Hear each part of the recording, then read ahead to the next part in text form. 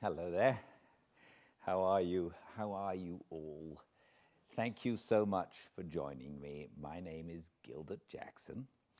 I'm an actor, and as you know, I am also a fireside reader. We've read many books since the start of the coronavirus lockdown, and we are currently in the middle of the first chapter, the very long first chapter of Benjamin Franklin's Autobiography.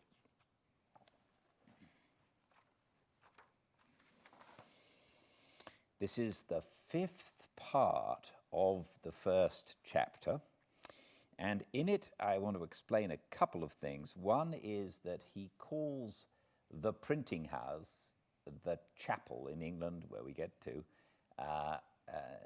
The printing house is called the chapel because apparently that's where printing houses were first put. And also, he occasionally writes a blank where he doesn't want to tell you, for one reason or another, the actual name of somebody or of something. So in this chapter we have a blank, and we also have a T blank, and I'll say that just to indicate that's what's going on. Where we got to at the end of the last chapter is he returned to Philadelphia. He met with 3 young men who became his friends. Sadly, he told us that 2 of them died. The final one, last name of Ralph, is the writer and the chap who has the wonderful turn of phrase. He is the one the sole one that's remaining living, and it seems like they are going to go off on an adventure together. So, welcome to a fireside reading of the autobiography of Benjamin Franklin. This is part 5 of chapter 1.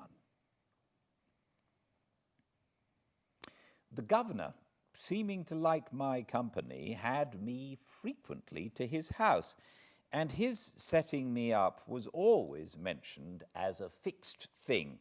I was to take with me letters recommendatory to a number of his friends, besides the letter of credit to furnish me with the necessary money for purchasing the press and types, paper, etc.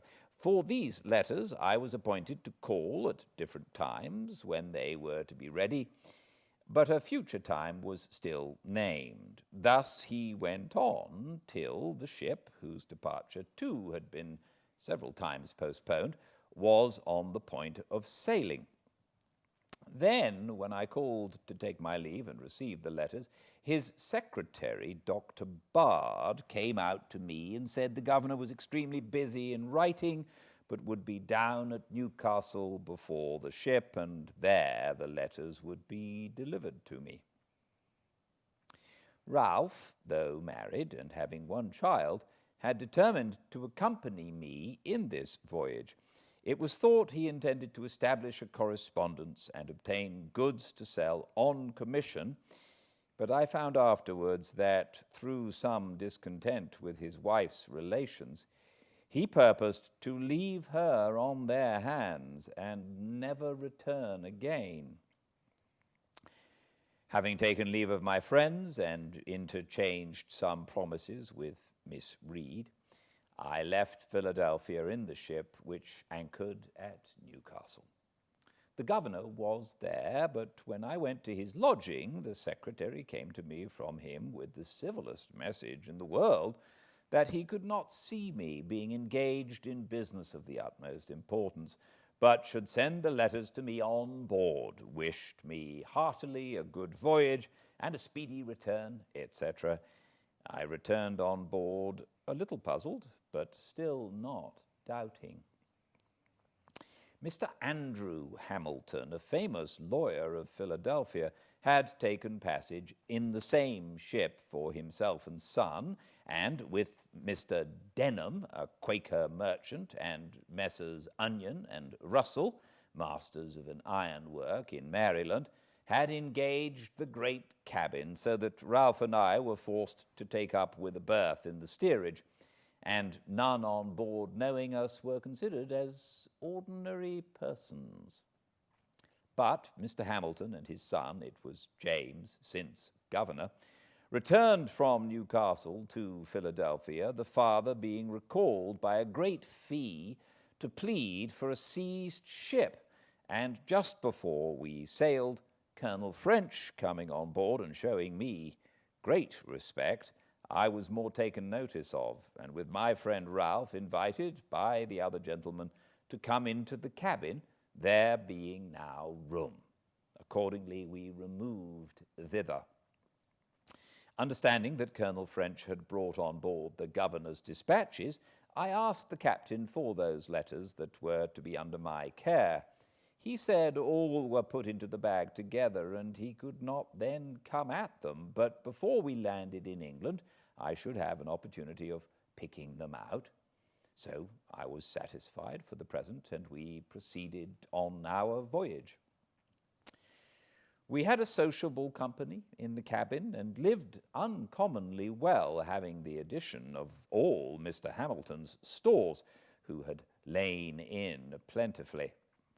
In this passage, Mr. Denham contracted a friendship for me that continued during his life.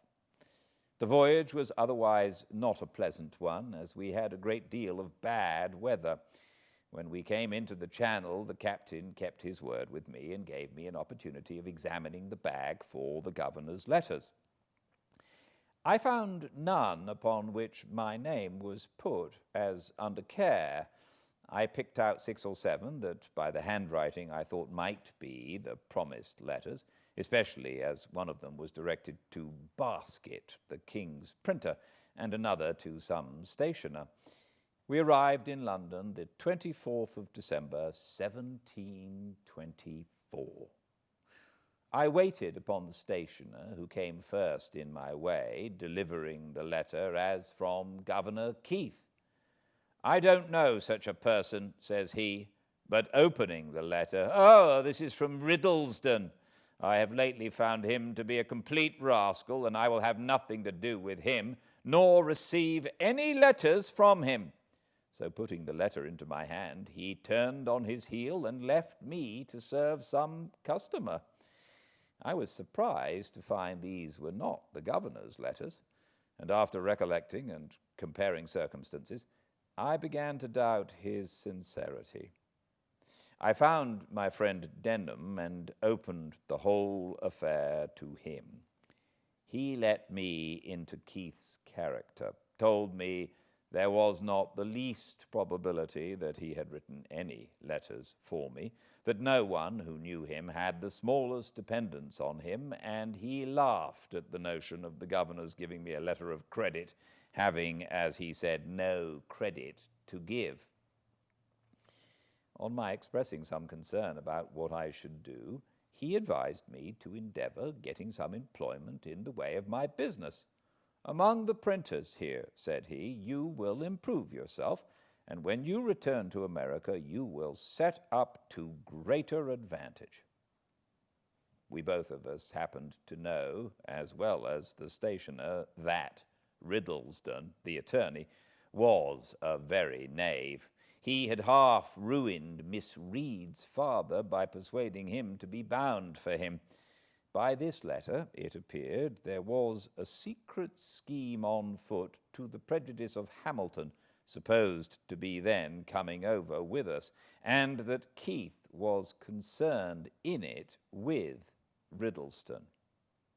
Denham, who was a friend of Hamilton's, thought he ought to be acquainted with it, so when he arrived in England, which was soon after, partly from resentment and ill will to Keith and Riddlesden, and partly from good will to him, I waited on him and gave him the letter. He thanked me cordially, the information being of importance to him, and from that time he became my friend, greatly to my advantage afterwards on many occasions. But what shall we think of a governor's playing such pitiful tricks and imposing so grossly on a poor, ignorant boy. It was a habit he had acquired. He wished to please everybody, and having little to give, he gave expectations. He was otherwise an ingenious, sensible man, a pretty good writer, and a good governor for the people, though not for his constituents, the proprietaries, whose instructions he sometimes disregarded. Several of our best laws were of his planning and passed during his administration.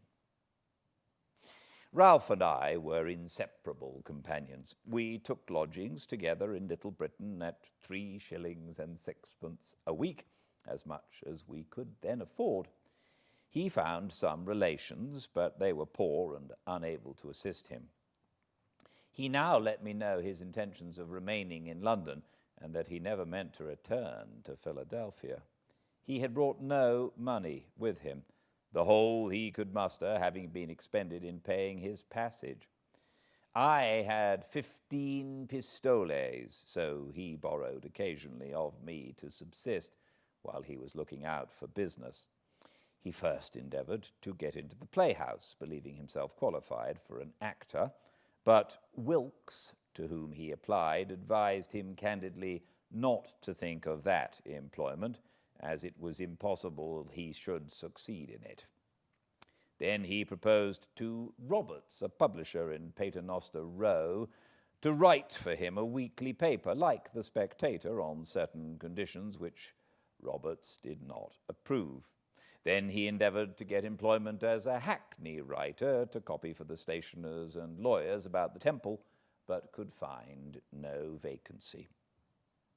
I immediately got into work at Palmer's, then a famous printing house in Bartholomew Close, and here I continued near a year. I was pretty diligent, but spent with Ralph a good deal of my earnings in going to plays and other places of amusement. We had together consumed all my pistoles, and now just rubbed on from hand to mouth. He seemed quite to forget his wife and child, and I, by degrees, my engagements with Miss Reed, to whom I never wrote more than one letter, and that was to let her know I was not likely soon to return.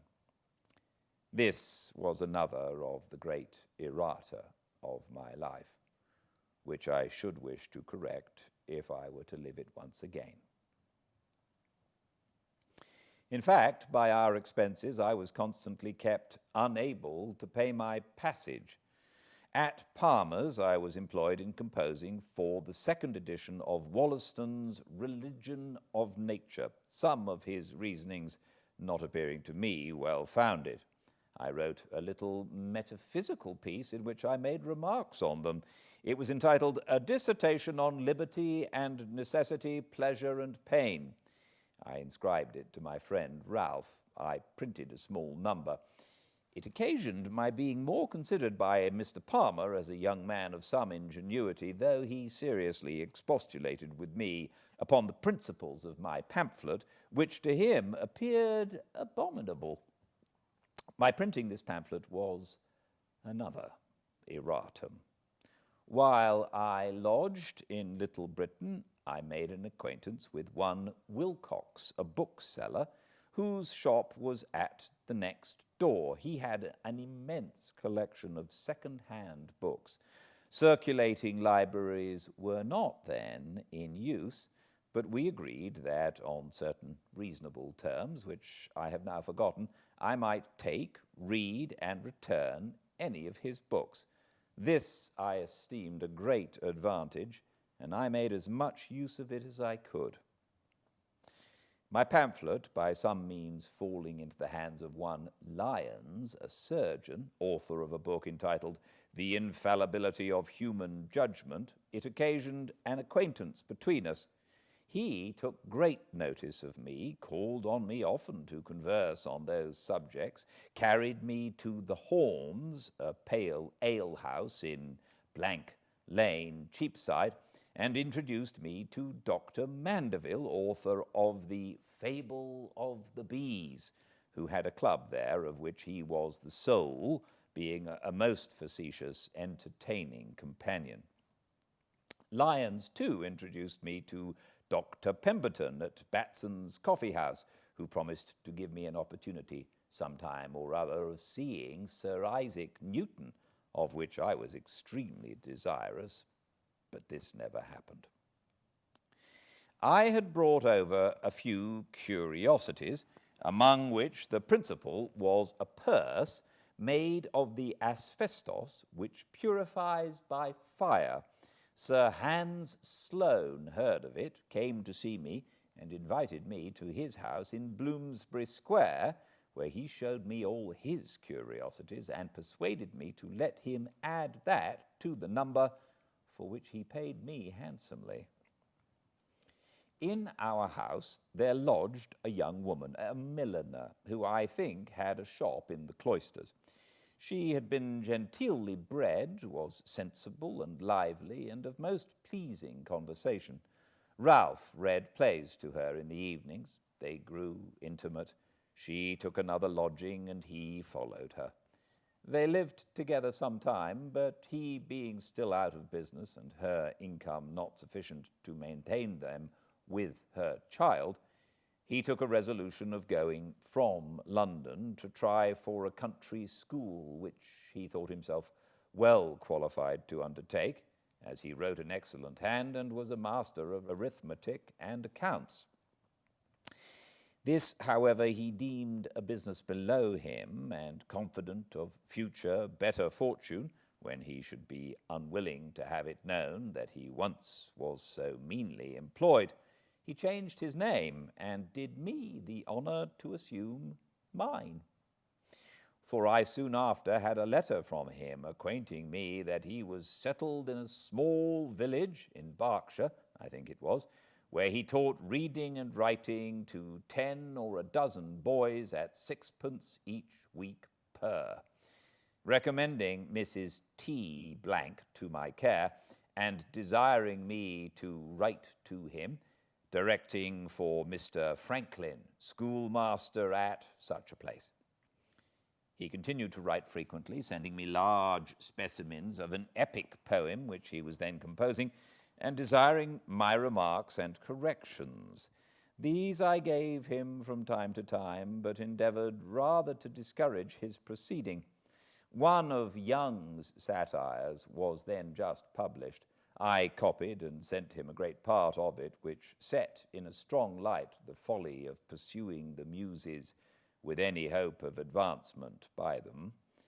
All was in vain. Sheets of the poem continued to come by every post. In the meantime, Mrs. T., having on his account lost her friends and business, was often in distresses, and used to send for me and borrow what I could spare to help her out of them. I grew fond of her company, and being at that time under no religious restraint, and presuming my importance to her, I attempted familiarities, another erratum, which she repulsed with a proper resentment, and acquainted him with my behaviour. This made a breach between us, and when he returned again to London, he let me know he thought I had cancelled all the obligations he had been under to me. So I found I was never to expect his repaying me what I lent to him or advanced for him. This, however, was not then of much consequence, as he was totally unable, and in the loss of his friendship I found myself relieved from a burden. I now began to think of getting a little money beforehand, and expecting better work, I left Palmer's to work at Watts, near Lincoln's Inn Fields, a still greater printing house. Here I continued all the rest of my stay in London. At my first admission into this printing house, I took to working at press, imagining I felt a want of the bodily exercise I had been used to in America, where press work is mixed with composing. I drank only water. The other workmen, near 50 in number, were great guzzlers of beer. On occasion, I carried up and downstairs a large form of types in each hand, when others carried but one in both hands. They wondered to see from this and several instances that the water American, as they called me, was stronger than themselves, who drank strong beer. We had an alehouse boy who attended always in the house to supply the workmen. My companion at the press drank every day a pint before breakfast, a pint at breakfast with his bread and cheese, a pint between breakfast and dinner, a pint at dinner, a pint in the afternoon about 6 o'clock, and another when he had done his day's work. I thought it a detestable custom, but it was necessary, he supposed, to drink strong beer that he might be strong to labor. I endeavored to convince him that the bodily strength afforded by beer could only be in proportion to the grain or flour of the barley dissolved in the water of which it was made, that there was more flour in a pennyworth of bread, and therefore, if he would eat that with a pint of water, it would give him more strength than a quart of beer. He drank on, however, and had 4 or 5 shillings to pay out of his wages every Saturday night for that muddling liquor, an expense I was free from. And thus these poor devils keep themselves always under. Watts, after some weeks, desiring to have me in the composing room, I left the pressmen. A new bienvenue, or sum for drink, being 5 shillings, was demanded of me by the compositors. I thought it an imposition, as I had paid below. The master thought so too, and forbade my paying it. I stood out 2 or 3 weeks, was accordingly considered as an excommunicate, and had so many little pieces of private mischief done me by mixing my sorts, transposing my pages, breaking my matter, etc., etc., if I were ever so little out of the room, and all ascribed to the chapel ghost, which they said ever haunted those not regularly admitted, that notwithstanding the master's protection, I found myself obliged to comply and pay the money, convinced of the folly of being on ill terms with those one is to live with continually. I was now on a fair footing with them, and soon acquired considerable influence. I proposed some reasonable alterations in their chapel laws, and carried them against all opposition. From my example, a great part of them left their muddling breakfast of beer and bread and cheese, finding they could with me be supplied from a neighboring house with a large porringer of hot water gruel, sprinkled with pepper, crumbled with bread, and a bit of butter in it for the price of a pint of beer, viz. 3 halfpence. This was a more comfortable as well as cheaper breakfast, and kept their heads clearer. Those who continued sotting with beer all day were often, by not paying, out of credit at the alehouse, and used to make interest with me to get beer, their light, as they phrased it, being out. I watched the pay table on Saturday night and collected what I stood engaged for them, having to pay sometimes near 30 shillings a week on their account. This, and my being esteemed a pretty good rigite, that is, a jocular verbal satirist, supported my consequence in the society. My constant attendance, I never making at St. Monday, recommended me to the master, and my uncommon quickness at composing occasioned my being put upon all work of dispatch, which was generally better paid. So I went on now very agreeably. My lodging in Little Britain being too remote, I found another in Duke Street, opposite to the Romish chapel. It was 2 pairs of stairs backwards at an Italian warehouse. A widow lady kept the house. She had a daughter and a maidservant and a journeyman who attended the warehouse, but lodged abroad. After sending to inquire my character at the house where I last lodged, she agreed to take me in at the same rate, 3 shillings 6pence per week. Cheaper, as she said, from the protection she expected in having a man lodge in the house.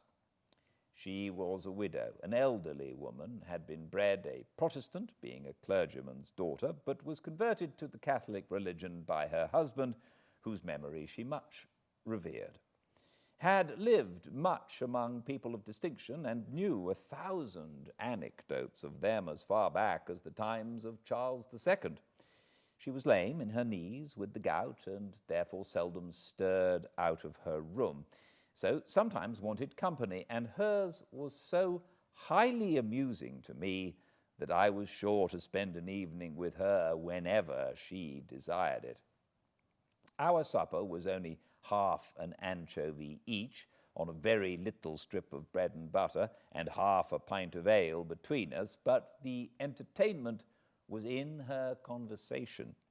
My always keeping good hours and giving little trouble in the family made her unwilling to part with me, so that when I talked of a lodging I'd heard of nearer my business for 2 shillings a week, which, intent as I now was on saving money, made some difference, she bid me not think of it, for she would abate me 2 shillings a week for the future.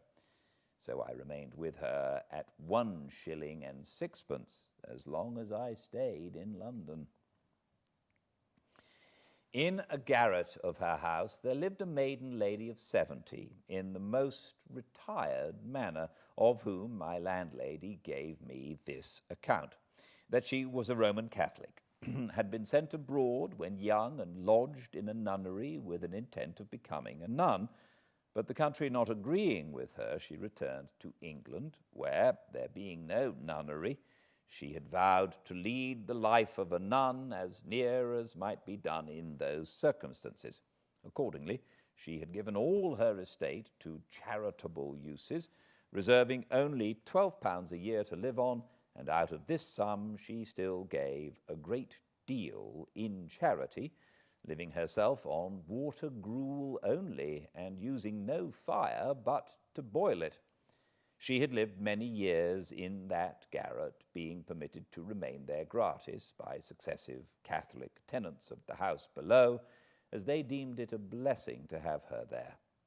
A priest visited her to confess her every day. I have asked her, says my landlady, how she, as she lived, could possibly find so much employment for a confessor. Oh, said she, it is impossible to avoid vain thoughts.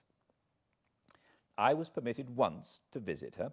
She was cheerful and polite and conversed pleasantly. The room was clean, but had no other furniture than a mattress, a table with a crucifix and book, a stool which she gave me to sit on, and a picture over the chimney of Saint Veronica, displaying her handkerchief with the miraculous figure of Christ's bleeding face on it, which she explained to me with great seriousness. She looked pale, but was never sick, and I gave it as another instance on how small an income life and health may be supported. At Watts's printing house, I contracted an acquaintance with an ingenious young man, one Wygate, who, having wealthy relations, had been better educated than most printers, was a tolerable Latinist, spoke French, and loved reading. I taught him and a friend of his to swim, at twice going into the river, and they soon became good swimmers. They introduced me to some gentlemen from the country who went to Chelsea by water to see the college and Don Saltero's curiosities. In our return, at the request of the company whose curiosity Wygate had excited, I stripped and leaped into the river and swam from near Chelsea to Blackfriars, performing on the way many feats of activity, both upon and under water, that surprised and pleased those to whom they were novelties. I had from a child been ever delighted with this exercise, had studied and practiced all. Thevno's motions and positions, added some of my own, aiming at the graceful and easy as well as the useful. All these I took this occasion of exhibiting to the company, and was much flattered by their admiration, and Wygate, who was desirous of becoming a master, grew more and more attached to me on that account, as well as from the similarity of our studies. He at length proposed to me travelling all over Europe together, supporting ourselves everywhere by working at our business. I was once inclined to it, but mentioning it to my good friend Mr. Denham, with whom I often spent an hour when I had leisure, he dissuaded me from it, advising me to think only of returning to Pennsylvania, which he was now about to do. I must record one trait of this good man's character. He had formerly been in business at Bristol, but failed in debt to a number of people compounded, and went to America. There, by a close application to business as a merchant, he acquired a plentiful fortune in a few years. Returning to England in the ship with me, he invited his old creditors to an entertainment, at which he thanked them for the easy composition they had favoured him with, and when they expected nothing but the treat, every man at the first remove found under his plate an order on a banker for the full amount of the unpaid remainder with interest. He now told me he was about to return to Philadelphia, and should carry over a great quantity of goods in order to open a store there. He proposed to take me over as his clerk, to keep his books, in which he would instruct me, copy his letters, and attend the store. He added that as soon as I should be acquainted with mercantile business, he would promote me by sending me with a cargo of flour and bread, etc., to the West Indies, and procure me commissions from others which would be profitable, and if I managed well, would establish me handsomely. The thing pleased me, for I was grown tired of London, remembered with pleasure the happy months I had spent in Pennsylvania, and wished again to see it. Therefore, I immediately agreed on the terms of £50 a year Pennsylvania money, less indeed than my present gettings as a compositor, but affording a better prospect.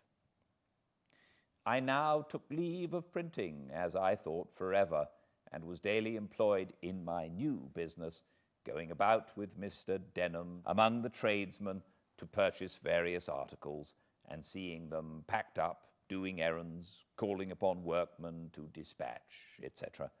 And when all was on board, I had a few days' leisure.